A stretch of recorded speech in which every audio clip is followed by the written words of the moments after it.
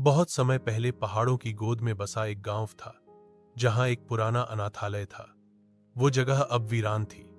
लोगों ने उसे भूतिया घोषित कर दिया था, क्योंकि वहां बरसों पहले एक भीषण आग लगी थी, जिसमें कई बच्चे और उनकी उनकी देखभाल करने वाली एक महिला, मिस वायलेट, मारी गई थी। अब उस जगह को सब साया भवन कहते थे। गांव वाले उस इमारत से दूर रहते थे, खासकर रात में। कहा जाता था कि वहां रात के वक्त किसी औरत की रोती हुई आवाज देती है, और बच्चों की हंसी भी, जैसे कोई उन्हें थपकियों से सुला रहा हो। इन्हीं दिनों एक 10 साल का बच्चा आरुष गांव में आया। वह अपने माता पिता को खो चुका था, और उसे उसी पुराने अनाथालय में रखा गया, जिसे सरकार ने हाल ही में फिर से खोलने की कोशिश की थी। बाकी सारे कमरे बंद थे, सिर्फ एक हिस्सा रहने के लिए खोला गया था। बाकी जगह वीरान और अंधेरी थी।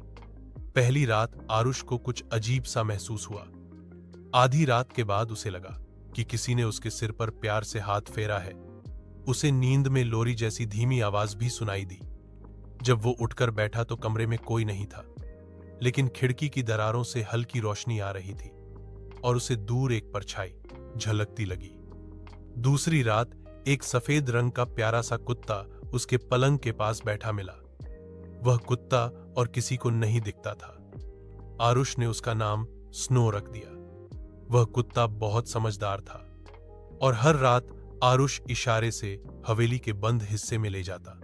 वहां दीवारों पर पुराने बच्चों की तस्वीरें थीं, फटी हुई चादरें थीं, और कई जगहों पर जले हुए निशान थे। एक रात जब वो सबसे पुराने कमरे में पहुंचा, तो वहां उसे एक बड़ा सा आईना दिखा। जब उसने उसमें देखा, तो अचानक उसकी आंखों के सामने एक लड़की का चेहरा उभरा। वो रो रही थी, जैसे मदद मांग रही हो। आरुष घबरा गया, लेकिन पीछे मुड़कर देखा तो वहां कुछ नहीं था। उसी कमरे की अलमारी से उसे एक बेहद पुरानी डायरी मिली। उस पर नाम लिखा था, वायलेट मां। डायरी के पन्ने जले हुए थे, लेकिन कुछ पंक्तियां अब भी साफ थीं। अगर कोई बच्चा दिल से मुझे मां कहेगा, तो मेरी आत्मा इस कुंभ से उनबरता दर्द से मुक्त हो जाएगी। आग की रात में भाग सकती थी, लेकिन एक बच्चा भीतर रो रहा था। मैंने उसे बचाया और खुद वहीं जल गई। अब मेरी आत्मा उस रात में फंसी है। आरुष की आंखें नम हो गईं। वो जान चुका था कि वायलेट कोई बुरी आत्मा नहीं थी। वो तो मां जैसी थी, जो बच्चों को बचाते हुए मारी गई थी।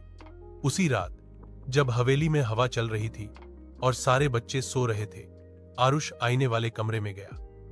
कुत्ता स्नो साथ था। उसने आईने के कुत्ता स्नो साथ था सामने खड़े होकर कहा, मां मैं यहां हूं, आपको कोई डरने वाला नहीं है, मैं आपका बेटा हूं। कमरे में एक चमक उठी, आईना कांपने लगा, और उसमें वायलेट मां की परछाई धीरे धीरे साफ होती गई। वो मुस्कुरा रही थी। वो कुछ नहीं बोली, लेकिन उनकी आंखों में सुकून था, जैसे बरसों की पीड़ा मिट गई हो। उनके चारों ओर हल्की रोशनी हुई, और फिर वे हवा में घुल गईं। उसी क्षण सफेद कुत्ता स्नो भी गायब हो गया। अब हवेली में ना चीख ना रोना।